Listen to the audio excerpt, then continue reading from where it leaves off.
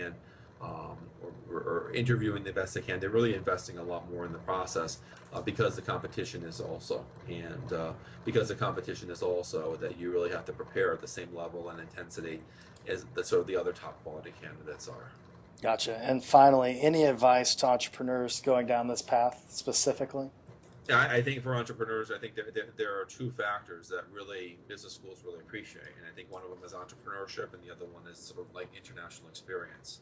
And those two things are really appreciated by business school, and particularly people who have been entrepreneurs, people who have actually taken the risk to go off for themselves, or people who have gone off, had taken the risk to sort of go out, live in a foreign land, and they maybe taken a different career path and the normal career trajectory than your standard person or your average person in your same career track would do. So people who are sort of a little bit more prone to risk are really appealing to business schools. And so I really encourage people who are entrepreneurs to apply. It's a little bit more tricky on many fronts, particularly on how to get a recommendation. But if you be able to prove yourself successful or unsuccessful entrepreneurs, I think just the fact that you've taken the risk, that you actually sort of know what that risk is about, and you know what the dedication is to starting and managing your own business, coming up with an idea and starting and managing and having so much belief in it that you're willing to put life and money at risk, is a really appealing characteristic to graduate business schools. Gotcha. So that's one thing that can set us apart, and we should need to weave that narrative into our whole application.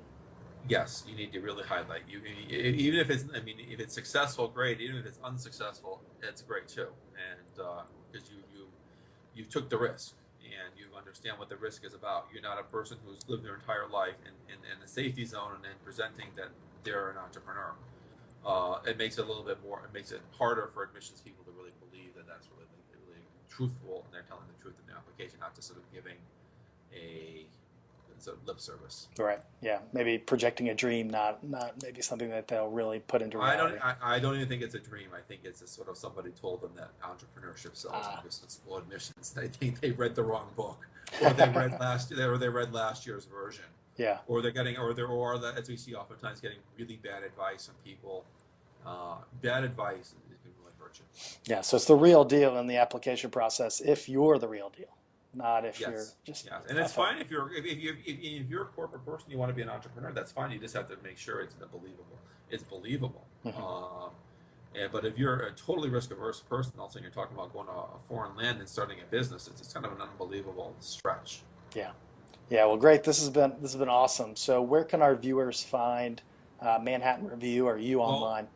we have a Manhattan Review has a very thorough and very extensive website, and we have a special tag on there talking about our admissions consulting program. And one thing that we do for qualified candidates is that we give free information sessions, so they can go to Manhattan Review and sign up for information sessions. And we also give candidacy reviews, and they take about 20 minutes. I do them all, and they can actually get in contact with Manhattan Review. We ask them to fill out a form and send their resume, so we have an idea what we're talking about, and we walk you through how we review your candidacy, and we make recommendations for you at the end, and that's free of charge. And most people find it's a pretty useful 20 or 30 minutes, however long we spend with you, and most people are pretty happy with the information that they get and find it's a pretty decent investment because it costs them anything.